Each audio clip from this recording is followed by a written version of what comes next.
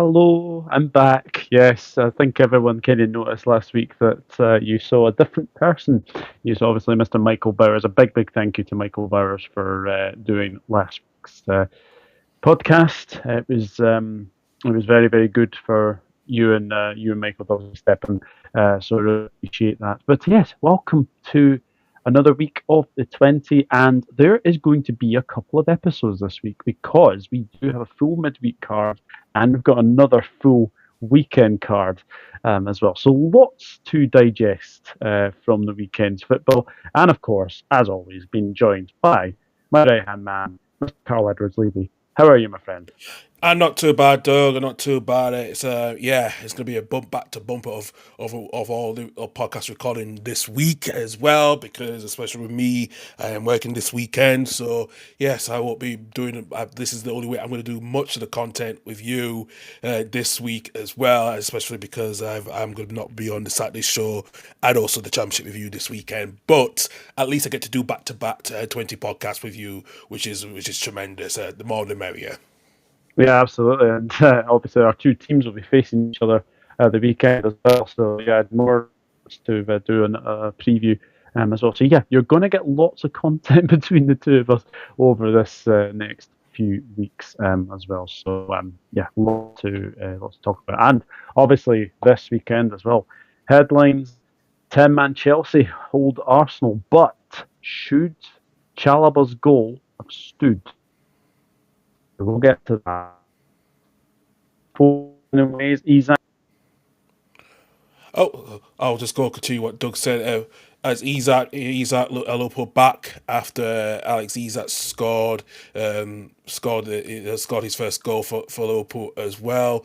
We also will talk about his Wolves are doomed, especially after their disappointed derby defeat at Aston Villa as well. So we'll hopefully get Doug back on shortly as I can do as well. But yeah, we've got loads of things we'll talk about, discuss anything about, with the controversial the red card, was for Casado as well, but no red card for Bentancur,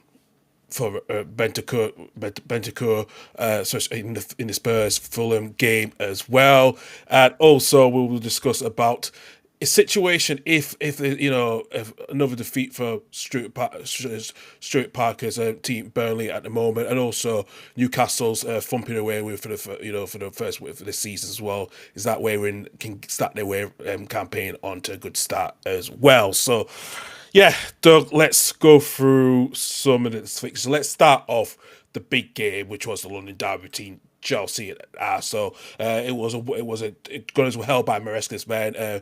Goal for Chabala from a corner as well, and then Mikel Moreno scored the equaliser as well. But Doug, the biggest talking point was which we came out to earlier today, is the Chelsea goal should not have stood because of Enzo Fernandez was offside.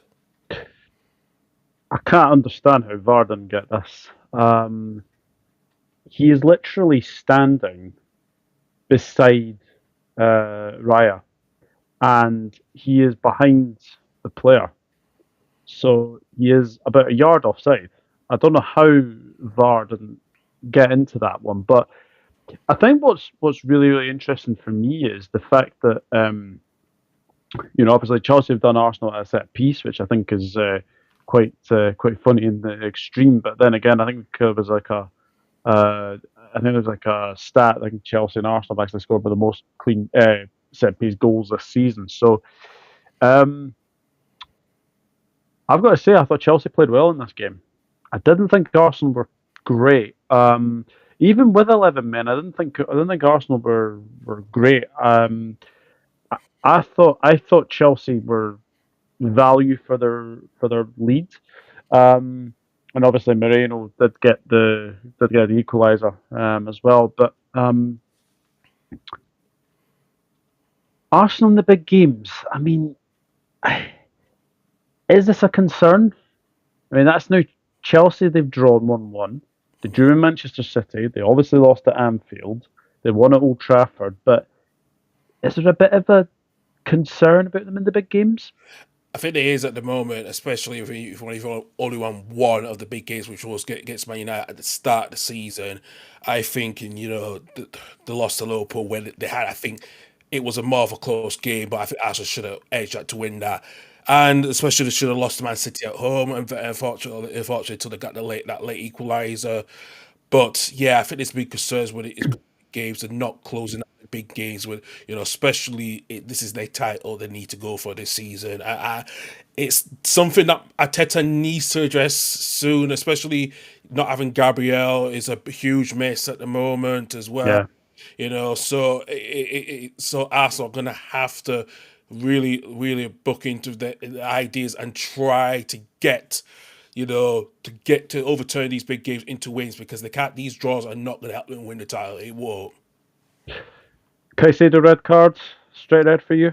Absolutely, yeah. The more you slow it down, the more you see the tackle. It is a red card. Absolutely, there's no doubt about that. I think he's cost me my fancy points, so he's now out of my fancy 11 now for the next couple of weeks, next couple of Yeah. games. So which is disappointing, but I think especially because he's not been in the best form recently, so it's not surprising. This the red card was going to come, and especially something was going to happen, especially sending off like that. Yeah, it was 100% a red card.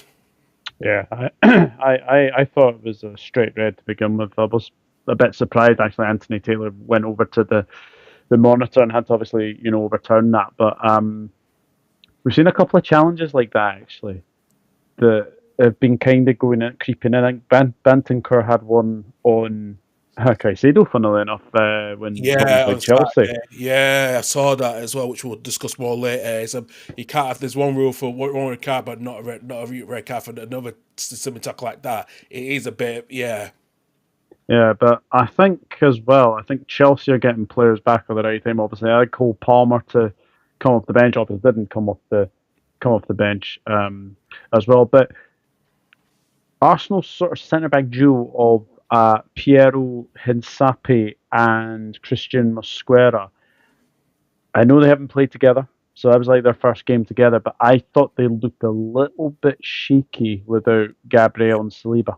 yeah, they did. They absolutely did. With those two first choice, when you make that team, you already know your first couple of players. It's Raya and Gabriel Saliba. They're their first choice pairing, and even alongside Rice and Zubimendi. That is a bit of concern that two players are not playing alongside of each other. It was a bit of a tough one for Gunners to get the scout the got away with that, especially they had a very shaky start to the game, both those players. Yeah, absolutely. It was a full-blooded derby, but I think it's quite safe to say that Chelsea Arsenal did not. Yeah, they did not disappoint at all as well, Doug. But hopefully we'll get Doug back on. He's just back connections as well. We hopefully back on.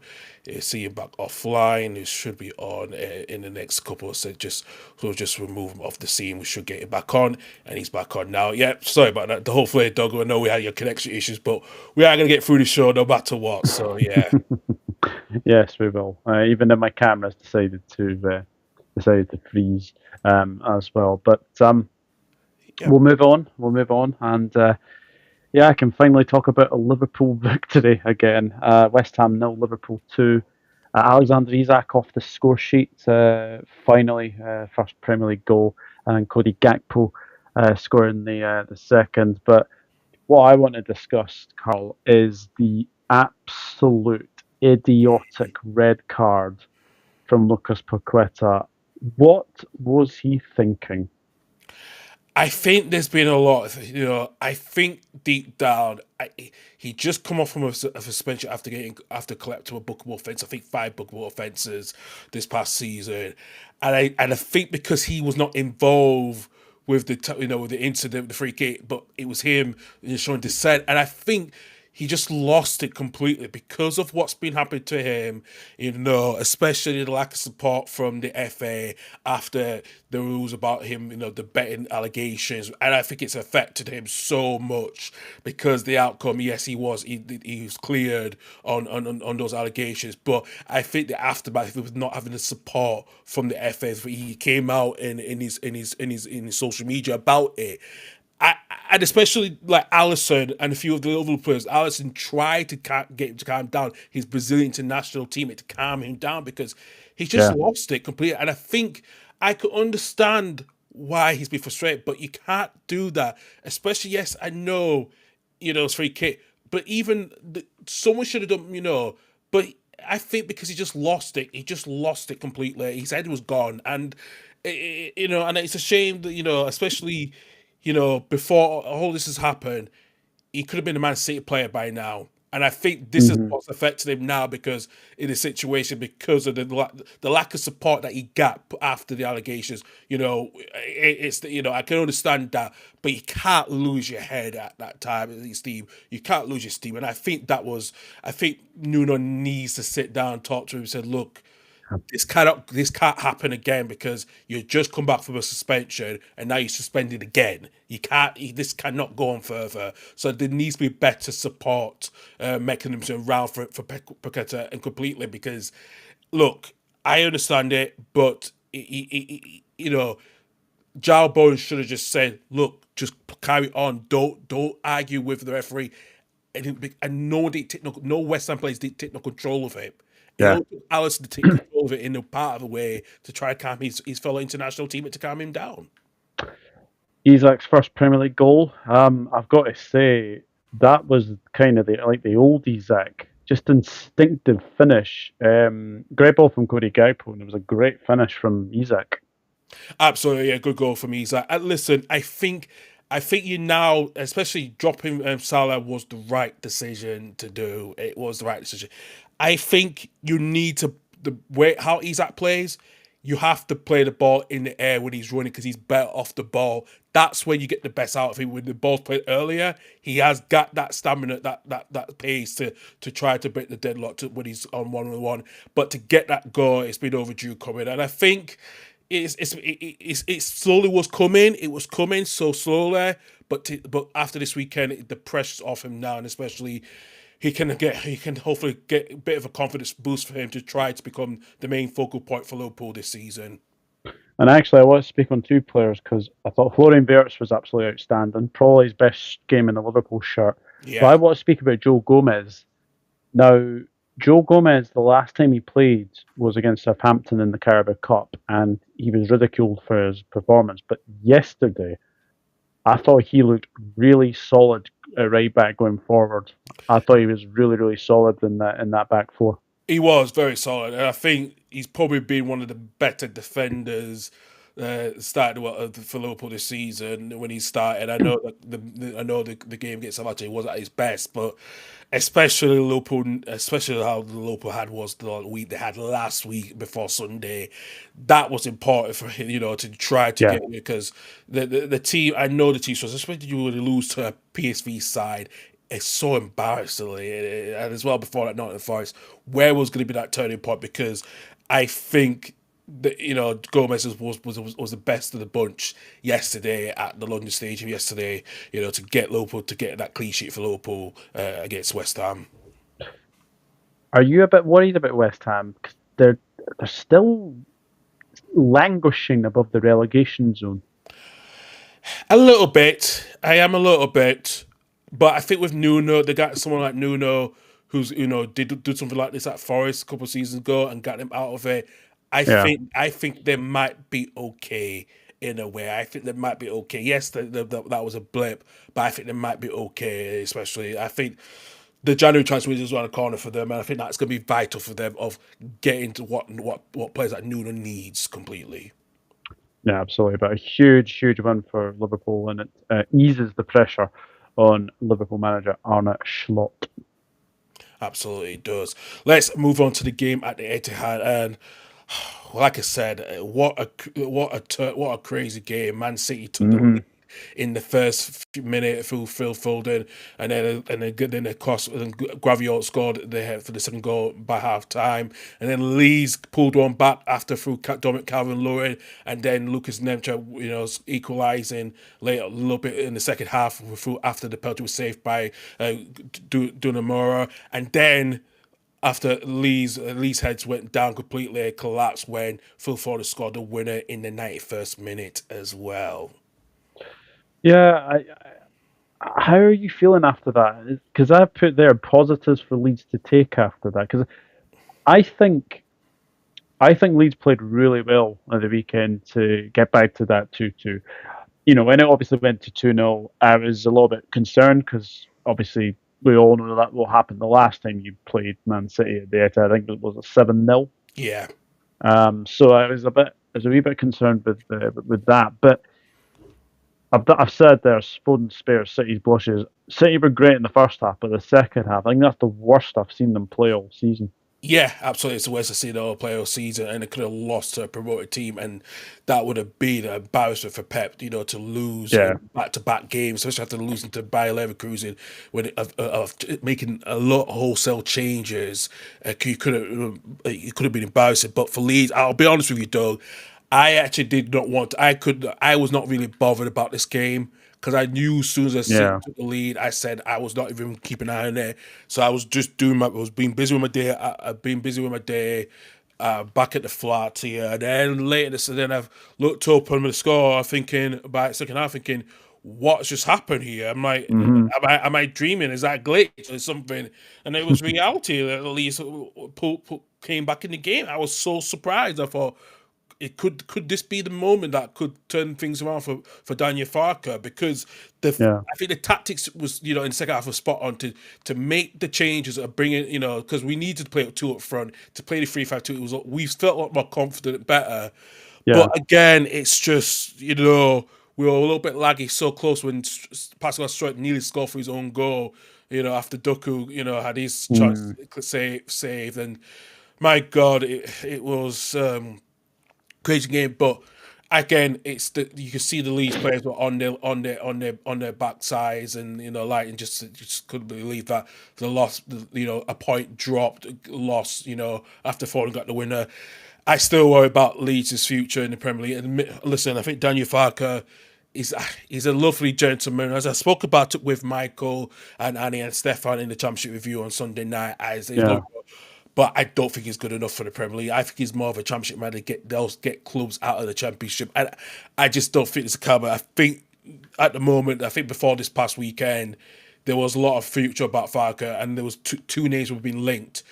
Big Ange and Brendan Rodgers, who have been linked with the job after Alex Cook from TalkSport has been hearing stuff about the seas. So there could be a chance that Farke could be gone by the end of this weekend, because after the next two home games, because the game after that we got Brentford, and then we got Crystal Palace lead, and then it's the Sunderland after Boxing Day, and then we have yourselves on reverse fixture on New Year's Day. So there's a lot of pressure at the moment where Leeds, I think, they have to make a decision.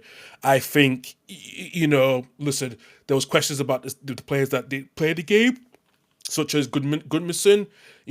I was surprised you played James Justin instead of Goodmanson, and that what caused the first goal to leave Nunes so on mat. It just was surprising how Leeds just didn't organize themselves from the first minute. But as I said, there was a bit of positive, but I think it's too little, too late in a way for Farkas, to coach, to try to keep his job at Ellen Road. Erling Haaland's body language, did that surprise you at the weekend?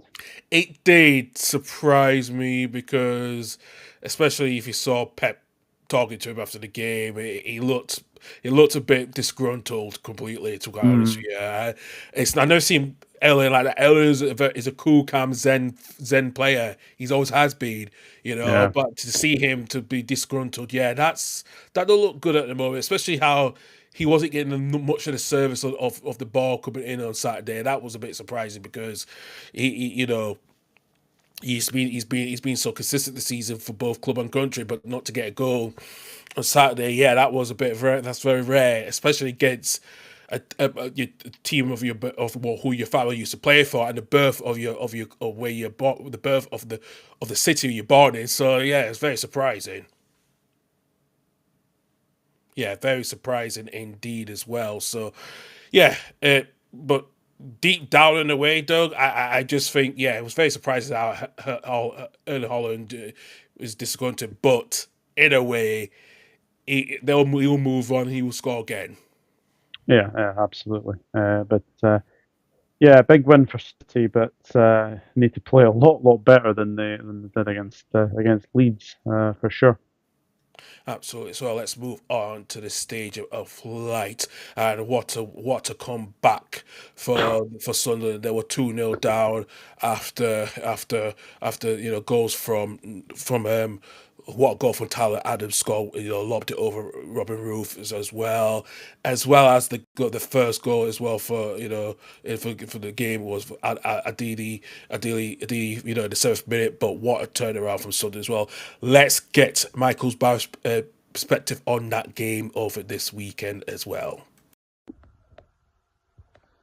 Hello once again, virtually, for the 20-year podcast, the excellent podcast done by Karl, Levy and Douglas Horne. At the time of speaking, I've just literally recorded my preview with Doug for Liverpool's midweek game against Sunderland on Wednesday night. So go and watch that either on my channel or on Doug's channel. It doesn't really matter which one. And subscribe to both if you haven't already, if we've earned it, of course. But yeah, Sunderland 3, Bournemouth 2. I mean, in terms of a game and in terms of a spectacle, it was probably my favourite game this season because of how... and I'm usually someone who likes to just win comfortably and be able to enjoy games that way. But in terms of an end-to-end nature, it was back and forth constantly. And there's no getting away from how good a victory that is for me, because obviously Bournemouth are a very, very, very good team. I watched them against Liverpool on the opening day. They caused, even though they lost 4-2, they caused Liverpool a boatload of problems. They just couldn't settle against them whatsoever. And more than anything, I was very impressed. And even though we went 2-0 down in the opening 15 minutes, I didn't think Sunderland played that badly, actually. We were passing the ball around with a bit more energy, with a bit more intent, with a bit more purpose, because against Fulham we were very lethargic and very, very flat for whatever reason, but Fulham definitely deserved to win on the day. But I'm looking at the game, like the Bournemouth game, and I think the first goal, obviously there was a slip by Mukiele that allowed Semenyo to beat him per pace in the build-up to the goal. Obviously he gets it through to the striker, Evelson, I think his name is. I've got that probably totally wrong, but hits the post, who ended up having a goal chalked out for offside for himself at 2-2 later on, actually. Then, of course, it goes back off the post, and Adil ends up finishing the chance to make it 1-0. And then, of course, a freakish moment where we mess up a short corner, basically, where a couple of loose passes or sort of soft passes, really, allow Tyler Adams to basically go through past the centre circle, past the D, and then he just tries his luck from distance and effectively lobs Robin Roofs from a long range effort, which is a very, very good fit. You've just got to say fair play to that, because a lot of the time, you just don't concede goals a lot of the time to moments like that. And then obviously that moment I was thinking, when Bournemouth passed it around, I thought this is what Premier League established quality looks like. But the big thing for me is we actually got back into the game when we obviously got a penalty, which I think was a penalty, but I can see why Bournemouth would have been aggrieved by that. It's just experience from Reynaldo, isn't it? He basically just gets his body in the way, just makes himself a nuisance and ends up winning a penalty because of it.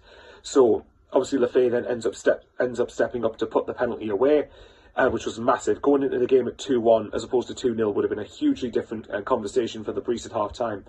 But it was massive just to keep ourselves well within the game. Then, of course, at the start of the second half, we started, obviously thought, if we could get something from my perspective, sorry for Karl, obviously, but from my point of view, if the bottom three had lost, then a point against Bournemouth for me would have been a good result. But, of course, we equalised straight away in the second half. And Traore, who I thought was pretty decent in the first half, but his final third, sometimes decision-making was lacking for me.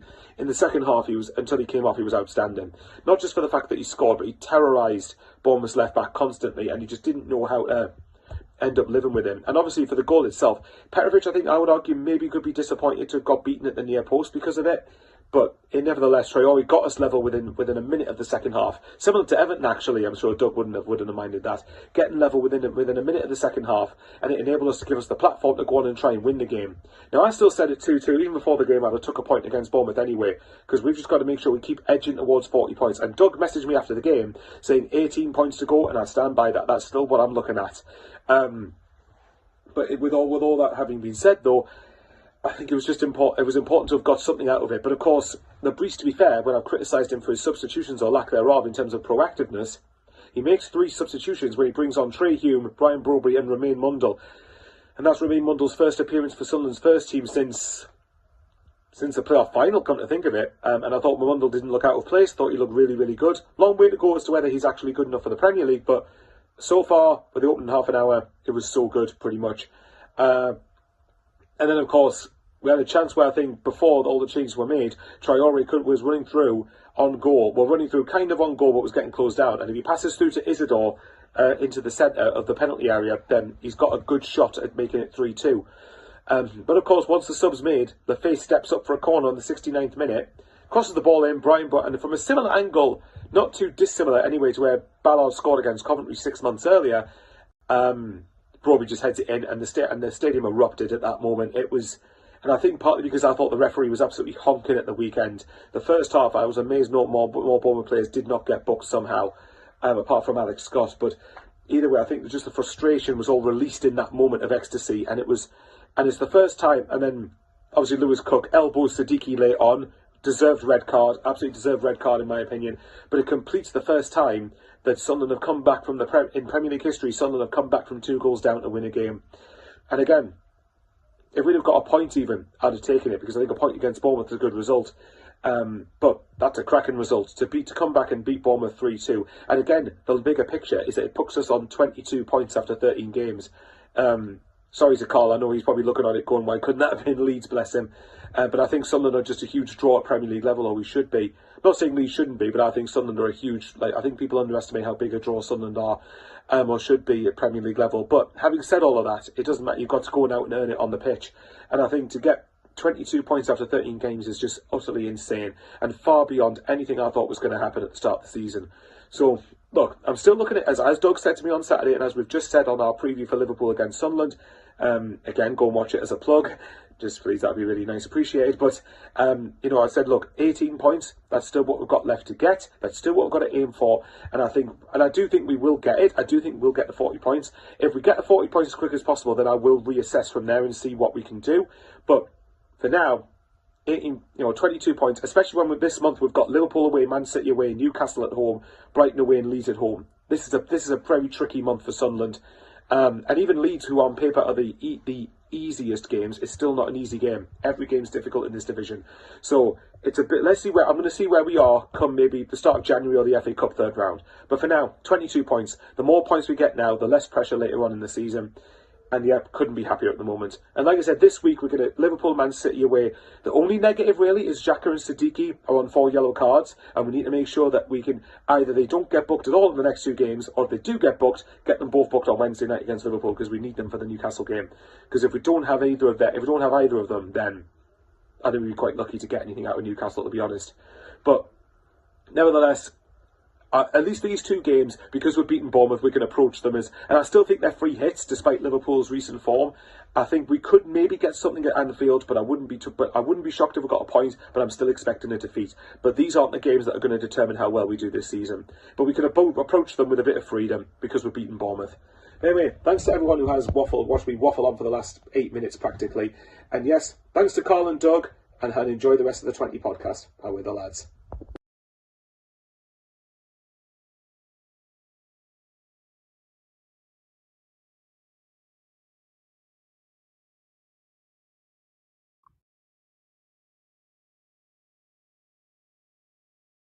Apologies there, I was mute for that one.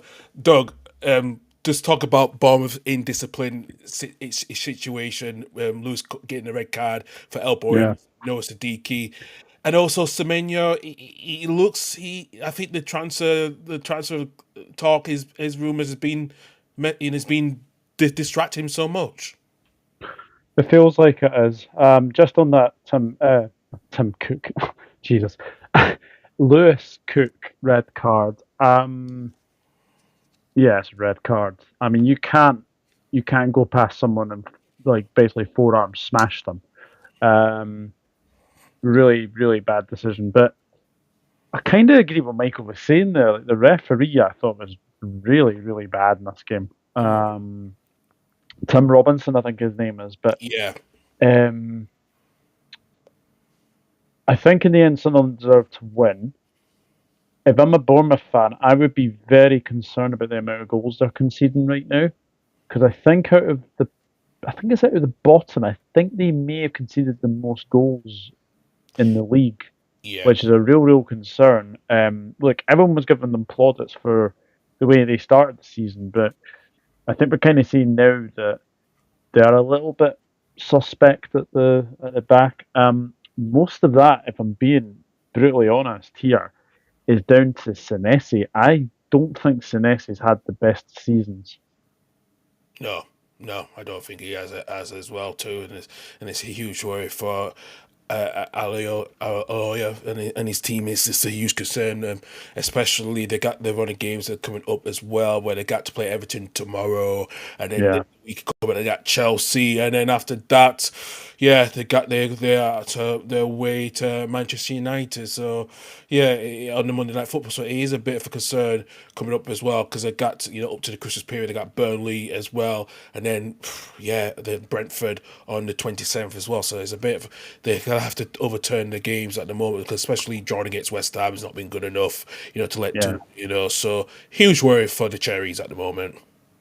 yeah. But Sunderland just continue, and my running joke with my uncle continues as well. Because anytime they win, I always basically tell him, basically how many points they have to till they get to the magic 40. Because I was speaking to Michael earlier on a preview I did with him for obviously Liverpool Sunderland, and he was saying the same thing. Get to 40 points as soon as possible. But I said to him, look, I don't think you're going to need 40 points. I think the max you're probably going to need is probably about 34, 37. Yeah, I see that with that number now. I thought it was going to be at least 40, but as I've been looking at the teams around us and ourselves, it's going to be 30, between 30, 34 to 38 at least now. It's just, it's inevitable, because I just don't know how Burnley and Wolves can get the winner, especially Wolves. We'll talk about Wolves shortly as well, but yeah, Yeah. for Leeds, then that's the number they're going to have to need if they want to stay above, stay in the Premier League. Yeah, absolutely. Like, huge one for Sunderland. But yeah, Bournemouth, a little bit concerned for them. A little bit concerned for them. Absolutely, yeah, absolutely as well. Let's go to Hill Dickinson Stadium, and Newcastle get their first away win of the season after on Eddie Howe's birthday present, after they won 4-1 against Everton. 2 goals from Millet and after first goal after 55 seconds as well, and Lewis Malley scored after a blunder from Jordan Pickford, and Nick Voltemade scored as well, and then a consolation goal from Kieran Dewsbury-Hall in the 69th minute. Let's talk about Jordan Pickford, Doug. It was a blunder. He didn't have his best game, and yeah, Yeah, that was a tough defeat for Everton. I didn't see this coming. Especially with what happened to Newcastle and Marseille midweek as well. Um, I didn't see that coming at all, to be honest with you. The fact that it finished 4-1 probably flatters Everton to a degree. Because I think Newcastle could have easily got 5 or 6, to be honest. And Pickford's blunder, it goes straight through him. I don't know what he was trying to do. Um, but fair play to Newcastle. Fair play to Newcastle. They've got that big away win. I mean, their next away game is obviously the Stadium of Light. So that big derby's coming up for them very, very soon. So no, it was very, very key for them to get that first away win, because the natives are definitely restless at Newcastle. Yeah, I've spoken to a few Geordies, and they're not really happy with the away form. I think that's something they're going to have to improve. But with games this week, I think they're at home to Tottenham and Burnley. yeah, That's a chance to sort of get 6 points, and then you go into the big derby game with Sunderland the next again Sunday lunchtime. That is going to be a huge game. I'm already looking forward to it because it's going to be a very, very interesting game. But yeah, Everton, that's their biggest home defeat so far this season. Yeah. Um, but they'll be fine. They'll be fine. David Moyes is a real true manager to get them out of a rut, and I'm pretty sure that they will. I could even could see them maybe going to Bournemouth and getting something, to be honest. So, Yeah. but huge one for Newcastle, and Everton just need to go back to the drawing board because that was not a good performance from them at all. Absolutely, and not a good performance for them from the Toffees at the moment as well. Let's go to the GTX Community Stadium, and what a season, a good season it has for Igor Thiago. He scored twice again to beat Burnley 3-1. Another defeat for Scott Parker. Why did I say Stuart Parker earlier? I said Scott Parker. Yeah, this is what happens, when you've been such a busy day as well. But for Scott Parker, but Doug, Igor Thiago, he's Keith Andrews talk about the club is behind him to his big dream. He wants to play for that yellow shirt. I know he has a citizenship for Bulgaria, but his dreams he wants to play for that yellow the yellow canary. Is this going to happen at some point for Thiago, especially with his good start, 11 goal for the season as well? He is like a new signing. Was that 10 goals now he's scored? 11. 11. He has just been brilliant this season. Just goes to show they're not missing Mbeumo and they're not missing Vissa. When you've got Thiago, you've got Shada. I'd even say Jordan Henderson's been one of their players of the season as well. Yeah. Damsgaard. Yeah, and he's looking at Thiago's is the highest scoring Brazilian in across the top 5 leagues in Europe. That is very, very good. But again, it's a bit of a concern when you see that because obviously there'll be other clubs out in for him. But no, fair play to Brentford. I know we've had a lot of discussions about Brentford. I think both of us had them to go down at the start of the season, but they've proved us wrong. They've really played some really nice stuff under Keith Andrews, and it's that home form that's really keeping them up there as well. I mean, they go to Arsenal on Wednesday, which will not be an easy game for them. But you know what? Let's see what happens in that one. But Burnley are starting to worry me slightly. I don't know if they've got a lack of cutting edge right now. Yeah, it's a worry. It's worrying with the lack of cutting edge, especially Zian Fleming is your main striker up front at the moment. I just worry about them at the moment, Doug. Look, like I said, they had to make the right signings. I think Breuer is probably not the right person for a player up front to get the goals with his injury record he's had in the past. And when he's had Chelsea and Fulham alone, there's huge worries at the moment. But I just don't know where who's going to keep them up, to get the goals for them. And I think it's like what's the same situation. At least I think once a couple of games you don't get sussed out, you're going to get sussed out after the first couple of games. That's what's happening to both Leeds, and not only that, but also Burnley as well. So it's a huge worry at the moment, and I just it's question of, especially I think Kyle Walker could have done better with the clearance for the first goal, for the first goal Thiago scored, and like I said, it's a huge worry at the moment. I don't know where they're going to get the win at the moment, but against Burnley at the moment, I really don't. It's a huge worry for them. It is, but I want to speak about one player actually. It's the right back Coyote. Could he potentially be a suitor for another club in the summer? I know we shouldn't be sort of speculating, but I've been really impressed with Coyote. I think he is a really, really good player. Remember him at Fiorentina, and I remember him getting a lot of plaudits when he was at Fiorentina. Yeah. But this season for Brentford, I just think he's gone on another level, and especially keeping out Aaron Hickey.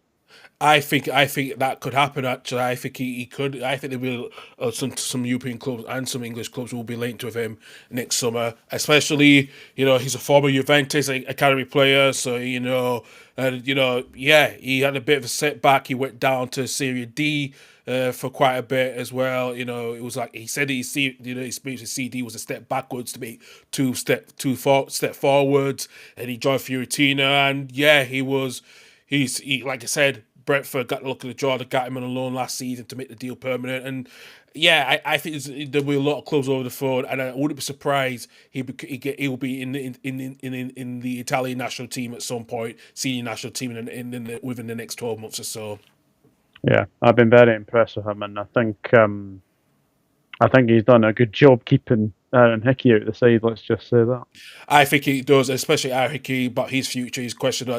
What does he do now, especially with KOD play? Hickey lost his place, so it's a huge talk about what Hickey does with his future. Absolutely. All right, moving on, and what a howler it was at the Tottenham Hotspur Stadium. Fulham get their the first 2 wins in a row this season after the beat Spurs 2-1, and howler from the goalkeeper Vicario as well. Doug, let's talk about that performance. The goal from Tete, it was a good strike as well, but the second goal for Vicario to come out of his box Yeah. and let Harry Wilson score from 35 yards out in the empty net, and then the fans booed both at half-time, full-time, and booed the Vicario as well. Is there a huge worry now for Thomas Frank? The home form's been a real concern for me. I mean, they've lost to Bournemouth, they've lost to Aston Villa, they've obviously lost to Fulham. I mean, fair play Fulham. I think that's their second win in a row. But that howler from Vicario is just crazy. I don't know where he is going when he's coming out of his box like that. Fair play to Harry Wilson, because the swerve on it, the curve of the ball took it in the back of the net. But Spurs are a funny team. I mean, obviously they were very poor against Arsenal. Not too bad against PSG. I mean, that was a bit of a thriller. But again, you're going at home against a Fulham side that has really been struggling. I know they beat Sunderland last week, but I've got to say I am very, very concerned about Spurs at the moment, the way that they're playing, and it is really worrying. Really worrying. The home form has to be a concern. Yeah. I mean, away form before, obviously that Arsenal game where they played really poorly. I think that's the worst I've seen them playing in North London Derby for a number of years. I mean, there's a question mark about Frank now. I still think it's still a little bit early. But if you're Marco Silva, if you're Fulham, that's now 2 wins in a row, which is really good. And Harry Wilson is in the form of his life. He is just absolutely on fire right now. I know he could have been a Leeds player on deadline day, and unfortunately, he's reaping the rewards while he's still at Fulham at the moment. And it looks like he's going to sign that extension now, which is disappointing because but I think he's in a good form himself. Especially he thought he was going to be one of the players that was going to go, but I think he's making the most of it now completely, especially solidifying his place in the team this season, and he's not too far to equal his goal record. He's had 7 goals. His best goal in the Premier League was 7 goals at Bournemouth. I wouldn't be too surprised if he beats that record at Fulham, because I think his highest goal scorer at Fulham has been 6. So I wouldn't be surprised if he beats his own record in the next couple of games or during the course of the season. There was a bit of a funny moment, actually. I think it was in the second half where the ball goes to Jimenez and he tries a Diego Maradona kind of handball. I mean, I think he got booked for it as well. He did.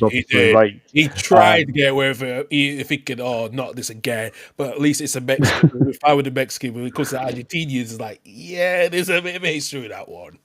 Yeah, so yeah, there was definitely that as well. But huge one for Fulham. As I said, 2 wins in a row.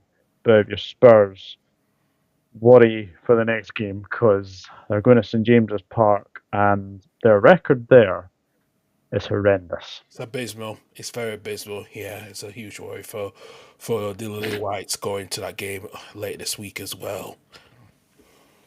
Absolutely. Crystal Palace 1, Manchester United 2. Now, there was a bit of controversy over Mateta's penalty. First things first, it is a penalty. Yoro takes out his man completely. But the double penalty rule. Now, as far as I was aware, in the past, when you take a sort of double foot with the penalty, it gets sort of it gets rescinded, and there's obviously a by kick to the goalkeeper. Yeah.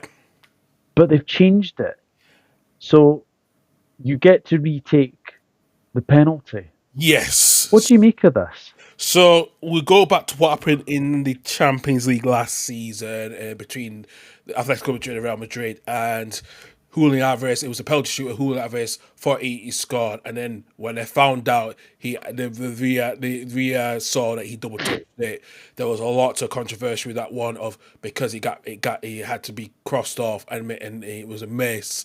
And unfortunately, this why IFAB decided to change the rules to start the new season where it's get to retake it again if it's a double touch on a spot kick as well. And I think Chris Pass are the first team to benefit from that and out of the teams of the season.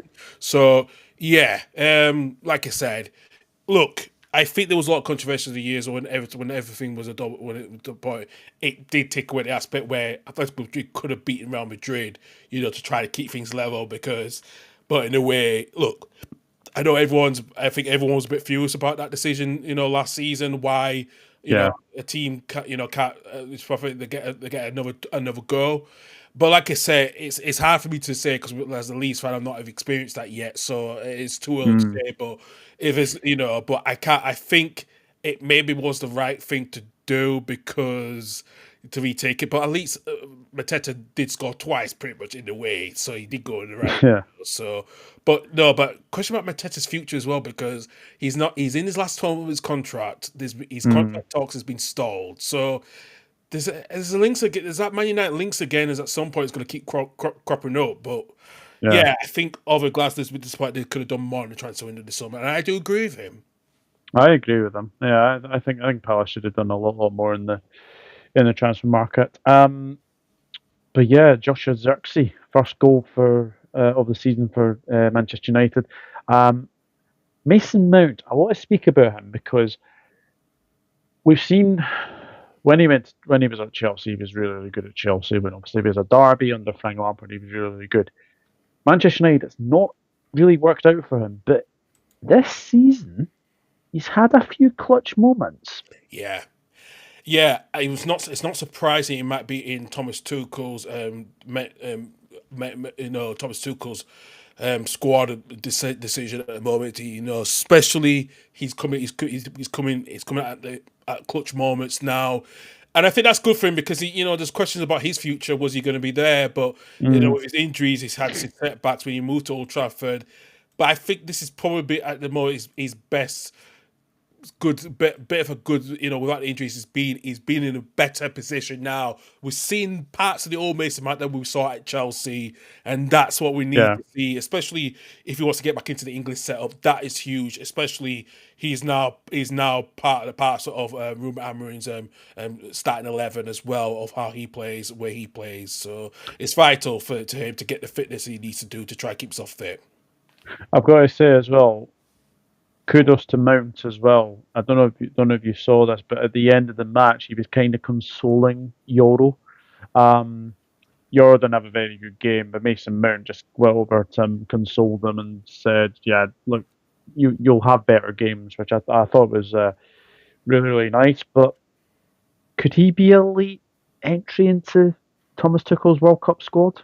I think this is a chance, Doug. I think there's a chance now, especially like I said, because of no qualification, he's got till at least March to try to make Yeah. himself into that squad, for the friendlies before the World Cup. He's got to be consistent this season to make sure he stays injury free, because I know the last, I think before he's had 41 Premier League games across the last 3 seasons up to date. Yeah. For Manchester United.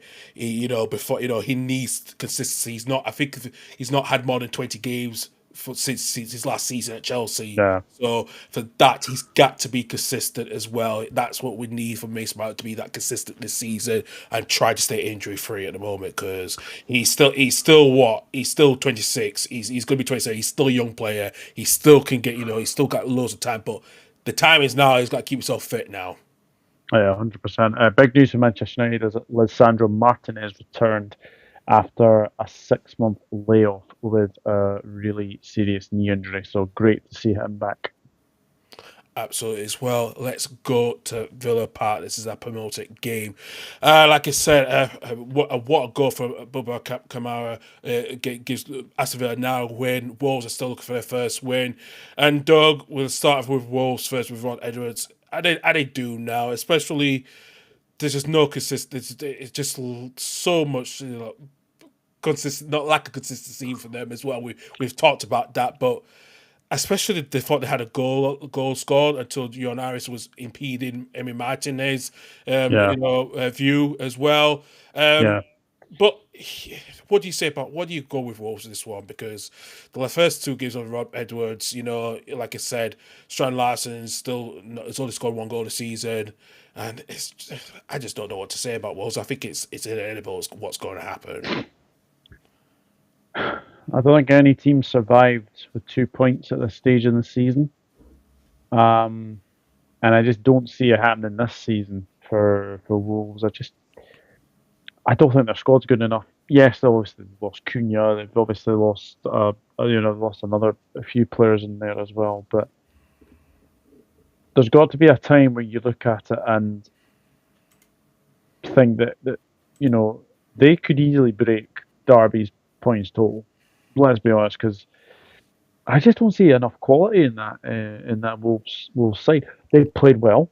They played well against Aston Villa, but again, didn't get the right sort of result. Like wonder save from Martinez. I mean, from the corner, what a save that was! It was, and then obviously to parry it away as well. But yeah, and a wonder goal from was the Kamara as well. Aston Villa do have a tendency to score outside the box. I think they're one of the few teams to actually score from outside the box, really. But I am very worried for Wolves. Rob Edwards, look, I like the guy. I think he's a good manager. But it feels like maybe this was a move that he probably shouldn't have made. I think he should have just stayed at Middlesbrough. Yeah. And big game against Nottingham Forest coming up. They've probably got to win that for me. Win your home games and then obviously see what happens in your away games. But it is looking a bit bleak for Wolves, I've got to say. I think if you're Sunderland, be very happy the fact you're 20 points above them. So for me, there's just no chance of them to be in any relegation trouble, with obviously Wolves being in that, being bottom with only 2 points. And yeah, dare I say it, but we could potentially see a new record low points total potentially. Obviously, still lots of games to go, but yeah, I think if they're bottom of Christmas, I just don't see them staying up. No, absolutely not as well. And just Aston Villa have scored 56 of their Premier League goals outside the box this season, which is a good number as well. 56%, and that's 9 out of 16 outside the box this season. So, and what a turnaround for. I mean, I think they only lost like two games in the Premier League since the poor start after the poor start to the season as well, and they've really done well. Not had any draws, and I think they had more. Yeah, so which is a huge turnaround. It's been a huge. I remember there was talk about potentially Emery's future being up for question, but fair play to them. They've been excellent the way they've played recently. So I think they'll do all right this season, Villa. Yeah. Um, Still not happy about obviously the Harvey Elliott situation. I just hope that sort of gets resolved. But yeah, fair play to Aston Villa, and yeah, I think they're at Brighton. I think tomorrow. So Yeah. again, that's a tricky game for them, but the way they're playing, you'd have to fancy them in any game really. Absolutely, as well. You do as well. And let's get on to Brighton. Brighton have banished from the highest defeat at Nottingham Forest last season after losing 7-0. Yeah, They won 2-0 as well, which they brought Nottingham Forest back down to earth. And a great away win for Brighton. Goals from Decopa as well. And Maxim Decopa getting his second goal of the season, he joined. And also Greek striker Stefanos Tsitsipas wrapped up the points late on the break in the 80th minute as well. And though that was a win that Brighton needed, especially like we talked about how they got embarrassed last season. That was an yeah, all team performance from the Seagulls. huge win. And yeah, obviously to avenge that 7-0 drubbing that they got the last time they were at the City ground. They'll be very happy with that. I mean, Minty I thought was really good in this game as well. The Cupra's getting a few goals now though. Um, Big centre back, but he seems to be in the right positions every single time. Seems to get a goal, and then obviously the young Greek lad obviously got the second. But I mean, this is the thing with Forest. This is what I've been a bit concerned about: is how they're going to balance Europa League Yeah. and how they're going to balance the Premier League. Um, so it wouldn't surprise me. No, it wouldn't surprise me as well too. Especially with Forest, right, Doug? In a way, has that brought them back into the relegation battle? I think it has. The reason I would say that is that when you look at what they're doing in the Europa League, they had a very good win in midweek. Let's be honest, they did have a very good win midweek, but I do kind of worry for their league form. And again, it's that balance in that Thursday Sunday football. You know, Yep. it's always really difficult to do that. But are they in a relegation battle? I suppose the table doesn't lie. They probably are. But I think what they've got is the fact that they've got Sean Dyche. They've got a manager who can definitely, keep them up. Um, I think they'll be fine, but I do worry about them obviously in Europe, whether that's going to take a bit of a test to them. But Brian, fair play to them. A really good win for Hersler's men. And again, I've seen a lot of people be sort of critical of Brighton, but Yeah. I can't see why. Because yes, they have some weird results, but they still play some very nice football. And Fabian Hersler is a very good manager in that as well. But yeah, to avenge that 7-0 drubbing was really good for them. And I think in a way they can go into that Villa game knowing that they'll do all right. Absolutely as well, Nicky. Yeah, especially that as well. Yeah, it's the opposite end. Especially Hurtsler had a bit of a slow start, but Brighton are now getting into the stride as well. And it's quite like you said, it's questions for Forest. After winning 2 games back to back before the loss on Sunday to Brighton as well. So yeah, it's gonna be interesting midweek battle. We'll see as well. Doug, thanks very much. And somehow your internet connection is stayed up consistently most of the recording, but which is a good thing. So yeah, let's go through the table in the Premier League. So Arsenal still top of the table, even though they got the draw. They're now 5 points ahead of Man City. Chelsea and Aston Villa now move up to the top four. Brighton and Sunderland also it makes up the top six. Man United just a bit behind them in seventh place alongside Liverpool. Palace dropped down to ninth, while Brentford are now just a point behind them.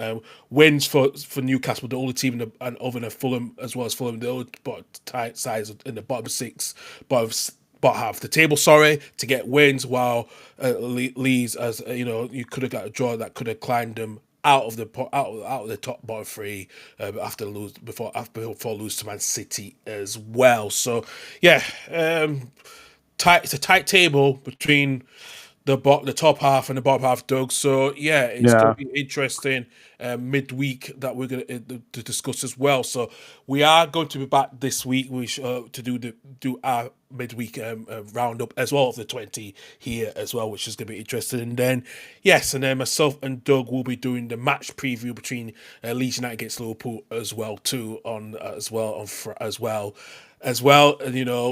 And like I said, I am off this weekend because due to my working as well. So it will be Reese and Stefan to do the Saturday show back around Saturday morning as well.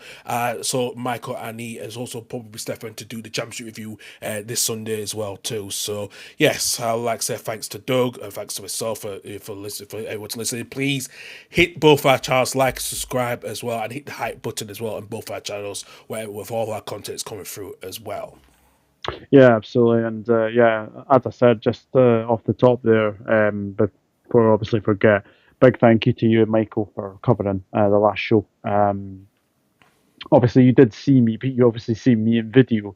So it's obviously nice for Michael to replace me with the video this week. But no, it's good to be back, and hopefully for another good midweek round of fixtures, and hopefully our two teams can do us proud, and then we can basically go into that big game on Saturday. Listen, I'm not. The less I say about Leeds, the better for me, actually. So I'm more focused on. I was going to say Hearts at the moment, but they've been a bit of a blip. So I'm just focused more on Spartans at the moment. So that's all I'm doing anyway. So yeah. Yeah, I don't blame you. After the weekend that they had. Well, I'd be focused on other commitments from other sports with my beloved NFL Green Bay Packers winning on Thanksgiving against our rivals Detroit. So that was more important for me to get the win to keep us in the playoff hunt. So that's all I care about now at the moment. So yeah.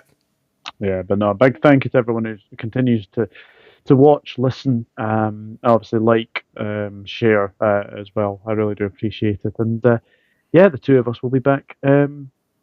We'll probably be back Thursday.